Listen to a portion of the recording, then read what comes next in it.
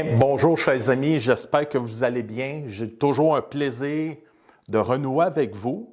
Et puis, dans le cadre de la capsule du mercredi soir du CCDM, j'espère que vous avez pu apprécier nos deux dernières capsules qui s'intitulaient « La fidélité qui édifie ». J'espère que vous avez pu avoir un regard renouvelé au sujet de la fidélité de Dieu dans toutes les sphères de nos vies. Cette semaine, on va traiter d'un sujet qui, depuis notre conversion, même le monde séculier a souvent ce mot-là, qui est la prière. La prière est souvent dans toutes les bouches, peu importe les situations de nos vies. Et puis, des fois même, on prend cette expression-là à la légère. Mais on va voir qu'est-ce que la prière. Qu'est-ce que la prière réellement? Dans le monde séculier, comment on le perçoit, mais aussi en tant que croyants, comment que nous percevons la prière. Donc, la définition du Larousse, la prière se lit comme suit, la définition. La prière est un mouvement de l'âme La prière est un mouvement de l'âme tendant à une communication spirituelle avec Dieu. Donc, de manière séculière, la prière, on la voit comme ça. La prière est donc soit un mot qui est lourd de sens, soit qui est un mot qui est méprisé, ou soit un mot voulant ne plus rien dire. Dans nos sociétés occidentales et sécularisées, prier peut être perçu comme une perte de temps ou une inutilité. Lorsque les gens voient quelqu'un en train de prier, que ce soit au restaurant ou peu importe, on n'osera pas aller le déranger, mais on va le regarder avec un petit regard en coin, en le trouvant bizarre et des fois peut-être en le jugeant. Donc, la prière est quelque chose qui est devenu tabou et on va trouver les gens soit bizarres, soit déconnectés, soit arriérés, soit qui sont d'une autre époque. De même, publiquement, lorsque certains dignitaires, surtout lorsque quelqu'un d'important décède dans nos sociétés, bien, les dignitaires ne diront plus, comme anciennement, que nos prières accompagnent la famille éprouvée, mais plutôt que nos pensées accompagnent les familles éprouvées. C'est dire combien le concept de la prière et de la relation avec Dieu est devenu tabou dans nos sociétés et mis à mal est devenu un tabou. Par contre, il y a toujours un « par contre », lorsqu'arrive l'épreuve, plusieurs se rappelleront qu'il existe soudainement un être suprême ou un bon Dieu, comme on dit ici au Québec. Ces gens, temporairement, demanderont au bon Dieu de les sortir de leur pétrin, de leur accorder telle ou telle faveur ou de leur accorder la guérison à une maladie. Par la suite à ces requêtes, deux choses peuvent survenir. La première, s'ils sont exaucés, bien, les gens vont retourner à leur train-train quotidien, auront nullement le réflexe de remercier Dieu pour d'avoir exaucé la prière, ou bien deuxièmement, s'ils ne sont pas exaucés, là, on va penser blâmer Dieu. Là, on va penser lui mettre tout sur le dos et puis encore plus s'éloigner de lui. Donc, dans notre monde séculier, on met Dieu de côté, mais lorsqu'on est mal pris, tout d'un coup, on va penser que Dieu est là, puis Dieu tout ça. Pourquoi vous pensez? Parce que l'être humain, même si on rejette Dieu, on demeure une création à l'image de Dieu. Donc, veut pas, dans notre semence, il y a toujours un peu de divinité en nous. Il y a toujours ce côté divin, création, qui, sans le savoir, inconsciemment, on demeure toujours raccroché à Dieu. Pourquoi? Parce qu'on est créé par lui. Donc, lorsque ça va mal, inconsciemment, notre ancre est vraiment auprès de lui. Donc, dans ce début de matière, je vous invite, on ne les lira pas tous, mais je vous invite à les lire à la maison. On va débuter par la lecture de 1 Thessaloniciens, chapitre 5, verset 17, ainsi que Luc, chapitre 21, verset 36. Et nous, chrétiens, en tant que chrétiens, quelle définition donnons-nous au mot prière? Avons-nous seulement déjà pris le temps de nous poser la question? Comme croyants, notre conception de la prière se résume pas mal au fait que on prend un temps avec le Seigneur, on met un temps à part avec le Seigneur, on échange avec lui, on a une connexion avec lui, une communion avec notre bon papa, on fait des requêtes, puis on intercède pour les gens. Donc, cela se résume à un temps de culte mis à part et puis qu'on parle à notre papa. Effectivement, depuis nos premiers pas dans notre marche chrétienne, on nous a inculqué ce pattern de prière qui était constitué d'actions de grâce, de requêtes et d'intercession pour les gens dans le besoin. Et c'est très bien en soi. Je vous invite à poursuivre dans cette veine, de continuer à prendre un temps avec votre papa. On a besoin de ce gaz-là pour fonctionner dans la vie. On a besoin de cette fraîcheur relationnelle avec notre bon Papa Céleste.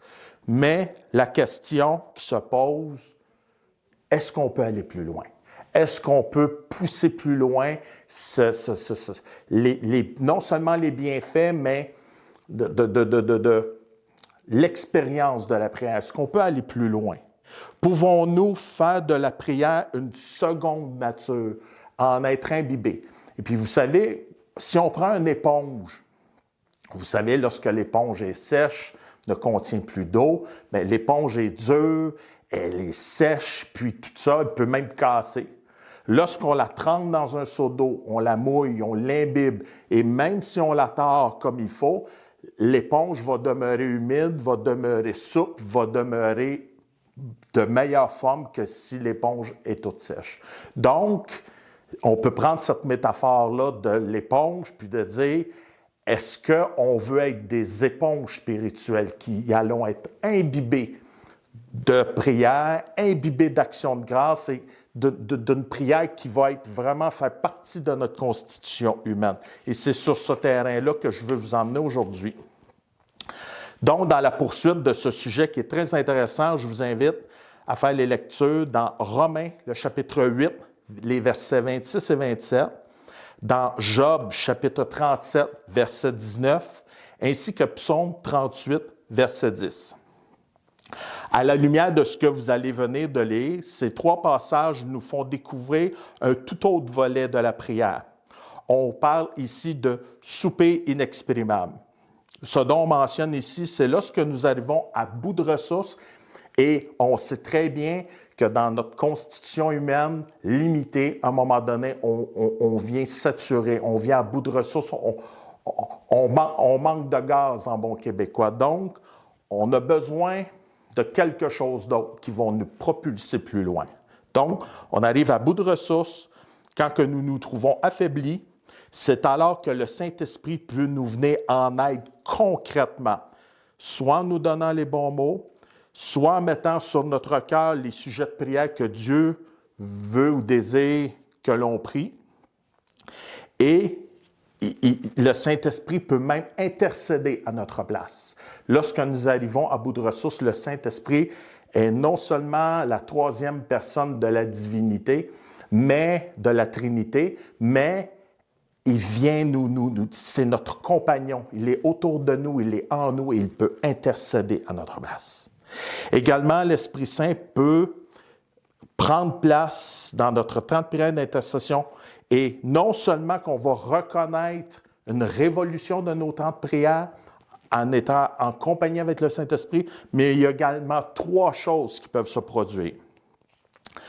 Première chose, nous allons vivre une transformation. Je vous invite à lire Tite, chapitre 3, verset 5 à ce sujet. Tel que le mentionne ce passage, ce n'est ni par nos forces, ni par nos mérites que nous sommes transformés. Nous sommes sauvés par l'œuvre de Jésus-Christ et par la suite, le Saint-Esprit nous transforme, nous régénère et nous renouvelle. On voit ici que le Saint-Esprit fait une œuvre de transformation dans nos vies. Parce que lorsque nous sommes habités et imbibés du Saint-Esprit, non seulement nos temps de prière vont être révolutionnés, mais on va s'en trouver transformés. Donc, le premier fruit du Saint-Esprit dans nos temps de prière, la transformation. Deuxième, nous connaîtrons la paix. Je vous invite à lire là-dessus Philippiens chapitre 4, les versets 6 et 7.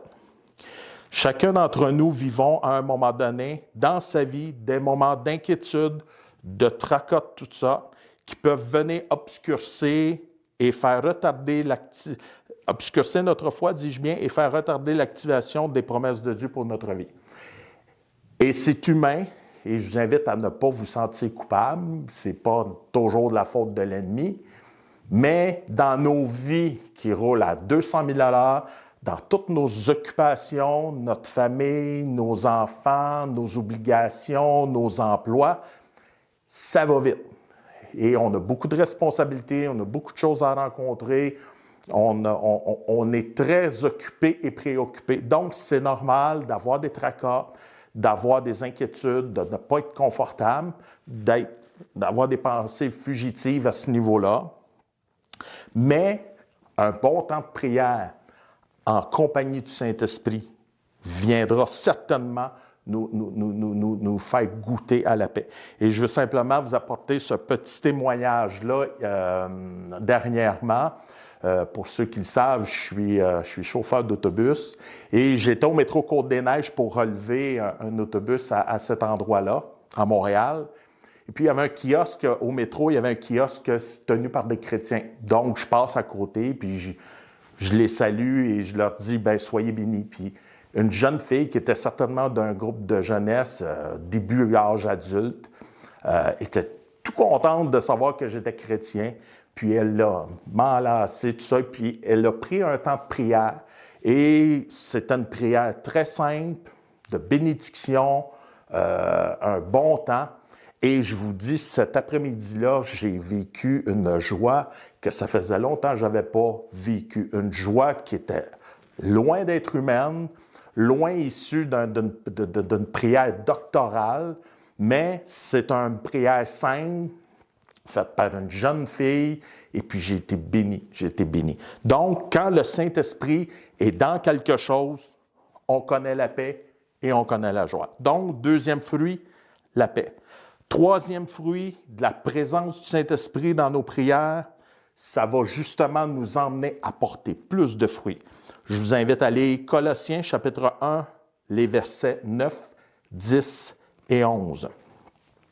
Si le Saint-Esprit opère cette transformation dans notre vie, s'il nous remplit de sa paix et s'il renouvelle notre intelligence, nous serons alors fortifiés et porterons ainsi beaucoup de fruits de toutes sortes. De plus, les gens autour de nous pourront en constater les changements, ce qui servira de témoignage à la gloire de Dieu. Donc, le Saint-Esprit qui est dans nos temps de prière va nous pousser. La transformation qu'il va nous procurer, la paix qu'il va nous donner à travers ce temps de prière-là, vont nous emmener à porter du fruit. Et ce fruit-là, les gens vont le remarquer et ça va toucher les gens. Le Seigneur peut se servir de ces bons fruits-là que vous allez porter pour témoigner comment que Dieu est grand et comment que rien n'est impossible à lui.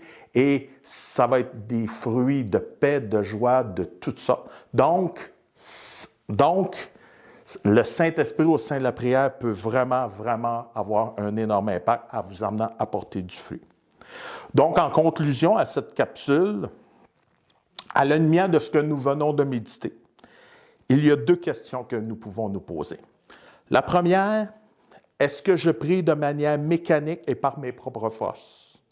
Et je veux simplement souligner ici, je veux pas noircir ce côté-là, parce que c'est bien, comme je vous le mentionnais au début de la capsule, c'est bien de prendre un temps de prière, de mettre à part du temps pour le Seigneur, de faire connaître ses besoins, d'élever certaines personnes en intercession. Et la parole nous enseigne à le faire et je vous encourage à continuer à le faire. Dans le concept de la prière, il y a un temps où on prie avec notre intellect de manière mécanique, de manière structurée et je vous invite à continuer à faire ça. Mais, si on veut aller plus loin, est-ce que je laisse le Saint-Esprit m'imprégner et me guider lors de mon temps de prière? Donc, je vous pose la question, pas pour dénigrer un au profit de l'autre, mais plus pour prendre une température de vos temps de prière. Donc, ces deux questions-là. Est-ce que je prie de manière mécanique et par mes propres forces, ou bien est-ce que je laisse le Saint-Esprit m'imprégner comme l'éponge est imprégnée d'eau et me guider dans mes temps de prière? À un moment ou à un autre dans notre vie chrétienne, il est essentiel de s'arrêter, de se poser cette question, de prendre cette température essentielle de nos temps, par rapport à nos temps de prière avec Dieu. Chacun d'entre nous avons passé par des moments où nos prières étaient mécaniques. Dans le début de notre vie chrétienne, on n'était pas ferré comme on l'est lorsqu'on a 10, 15, 20, 25, 30, 40 ans de vie chrétienne. On n'a pas la même expérience. Nous sommes des bébés, donc on commence avec les moyens qu'on a. Mais à un moment donné, c'est bon de s'arrêter pour se poser des questions. Notre papa, dans sa bonté, même lorsqu'on priait de manière mécanique, il était tellement fidèle qu'il répondait à nos prières et il exauçait nos demandes. Mais à un moment donné, nous sentirons une certaine lourdeur venir et nous serons au bout de nos forces ou de nos ressources. Mais lorsque le Saint-Esprit se met de la partie, non seulement viendra-t-il révolutionner nos temps de prière et d'intercession, mais aussi il nous transformera, nous restaurera et nous édifiera. Donc, on part avec des bonnes intentions de prier, de manière structurée, mais à un moment donné, est-ce qu'on peut passer en deuxième vitesse? C'est la question que je vous pose. Alors, si nous devons répondre à cette question, qu'est-ce que la prière pour nous en tant que chrétiens nés de nouveau, pour beaucoup baptisés du Saint-Esprit? Qu'est-ce qu'un temps de prière? On pourrait la définir comme suit. Je vous propose ces deux petites définitions-là.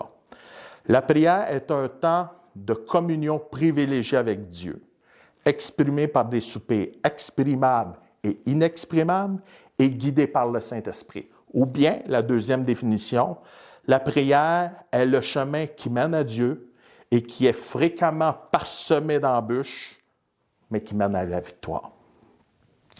Sur ce, chers amis, frères et sœurs, j'espère que vous avez été édifiés par ce survol de cette réflexion au sujet de la prière. Je vous invite à demeurer des nôtres parce que Joanne va nous interpréter le meilleur chant, Les soupirs de mon âme, qui est écrit par Sébastien Korn, qui va vraiment mettre un bon point final sur ce qu'est la prière. Donc, que Dieu vous bénisse, bonne écoute et puis à la prochaine, à très bientôt. Bye bye.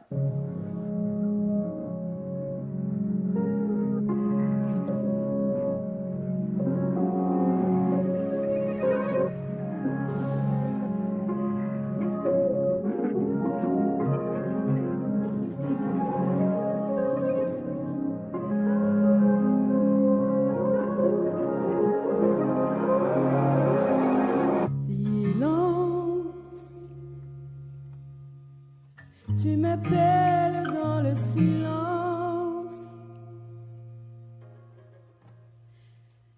des heures où ton cœur attend le mien.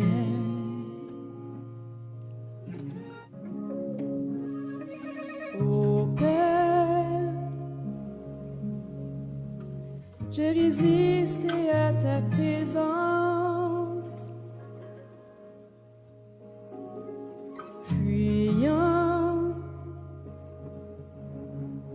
Quand ton cœur voulait mon bien,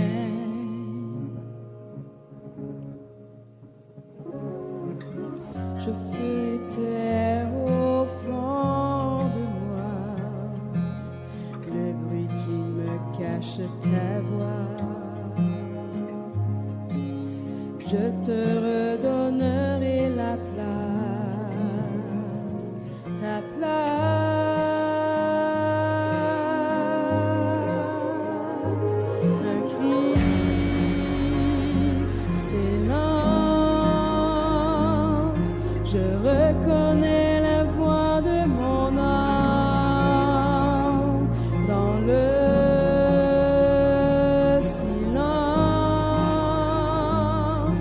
To be